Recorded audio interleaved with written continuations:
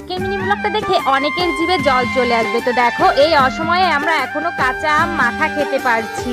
আর এটা হচ্ছে আমার বোন এসেছে 2-3 দিন হলো। আমার মা আমার বোনের কাছে আম পাঠিয়ে দিয়েছে, মানে আমার বাপের বাড়ি থেকে। আমার বাপের বাড়িতে এখনো গাছ ভর্তি কাঁচা আম, সবার লাস্টে আমগুলো পাকে। এই তো এখনই পাকার সময়, আমগুলো এখন একটু লাল লাল হয়েছে আর কি, আর কদিন পরে আমগুলো পেকে যাবে।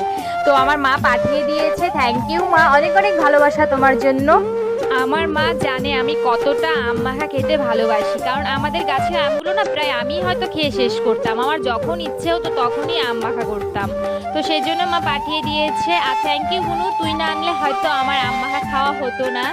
তো আর তোমরা যারা আমাকে বলো আমার বাড়ি কোথায়, আমার বাড়ি কোচবিহার। আর যারা আমার ব্লগগুলো দেখো খুব ভালোবাসে, তাদেরকে অনেক অনেক থ্যাংক ইউ এবং অনেক অনেক ভালোবাসা। তো আম মাখা হয়ে গেছে, দেখা